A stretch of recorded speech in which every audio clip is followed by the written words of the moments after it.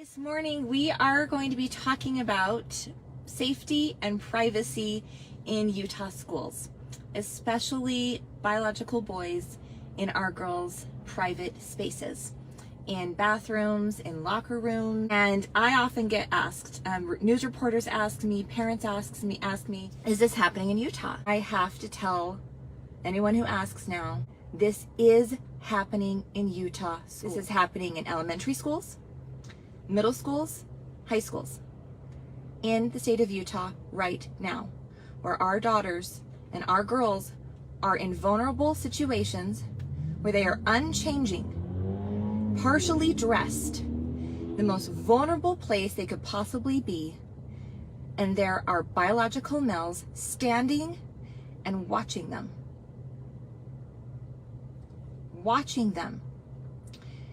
And when challenged, and when asked, what is the policy? Why are there biological males in our girls' bathrooms?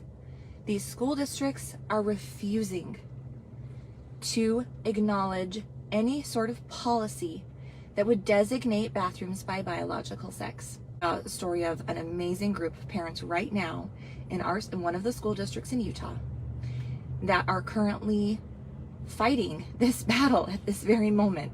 This very moment, there are parents in Utah who woke up and had to think, can I send my daughter to school today and send her to gym class and have her be safe, because I don't know if there will be a biological male allowed in her dressing room. This group of parents has done everything right. They found out about it, they documented it, they made sure it was accurate before talking to anyone. They reached out to parents in their community to let them know what was happening. They talked directly to the school principal.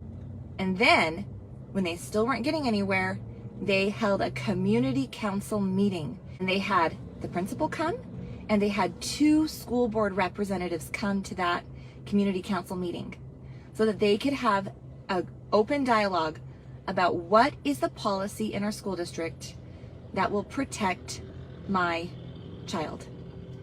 And in that meeting, the administrator of the school and the school board representatives made it very clear there was no policy.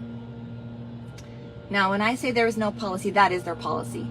So their policy is that they will handle each situation of a biological boy who wants to be in a girl's dressing room for any reason, because this isn't about the students, this is about the policy.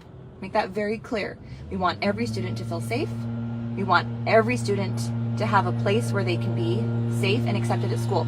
This is about a policy, not the students. They said we will handle this on a case-by-case basis. And the parents were there. There were 25, maybe 30 parents there, and they're all asking the question, what does that look like? Does that mean you will allow biological males in our girls' changing rooms and bathrooms on a case-by-case basis? And they didn't say no. They would not answer. They said, we will handle on a case-by-case basis. And they stated in this meeting that they would keep the students safe. First off, the administrator can't do that. That is impossible. He cannot control the students in his school. And second, what administrator on the planet would take on that liability? With what has happened in Loudoun County, Virginia, where this is exactly what they allowed, a biological male in a girl's bathroom who rapes a student. They pull the child from the school, put him in another school, and he raped another student. That was handling things on a case-by-case basis. And those administrators could not keep those girls safe. Our girls' privacy and safety must be secured, and we have a right to ask for that. Another thing that is said about this topic is that, well, we can't do anything to discriminate. Okay, don't. We're not asking you to discriminate against anyone. Please do not discriminate against anyone. No one wants that. Davis School District, their policy is clear. We will not discriminate. We will create a safe space for everybody, but that space must be reasonable. And then they list what a reasonable alternate accommodation is. And that reasonable alternate accommodation does not include a biological male being in a girl's bathroom. So this can be done. In Florida, they did it by law. And no legal court challenged it, you guys. It is the law in Florida. Private spaces in schools must be designated by biological sex in the entire state. So our school districts absolutely can protect our students. So if they are not putting in a policy that does that, that is what they are choosing. Call your school board representative and ask them, are we designating private spaces by biological sex? If they cannot answer that question in the affirmative with any sort of affirmative answer, report it, please. This needs to be reported. Our USBE and our administrators and our legislators, they need to know what's going on in Utah schools. So I've shared email and a phone number. Report it to us, story@utahparentsunited.org. Call the USBE hotline and report it. Say, there's no policy in my school to keep my child safe. I need to report that concern to you so you understand that I don't feel comfortable sending my child to school because I don't know if there's going to be a boy in the girl's bathroom or a girl in the boy's bathroom. Tell your legislator. The session is coming up in January. This is a perfect opportunity to find out who your legislator is, to send him an email or a phone call. As always, when you're communicating with your legislator, you need to tell them that you are their constituent and very respectfully ask them, the session is coming up. You will be passing laws in January. What are you going to do to keep Utah children safe?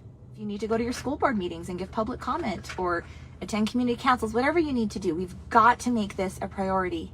And you are the only person who can make sure your child is protected. It's you. I feel like we're back with masks, right? In a way, isn't this how we felt with masking, right? Nobody else was going to do it for us. We had to do it. And we did it. And we protected our kids. And here we are again in the same situation where administrators and school districts are making decisions that hurt our children.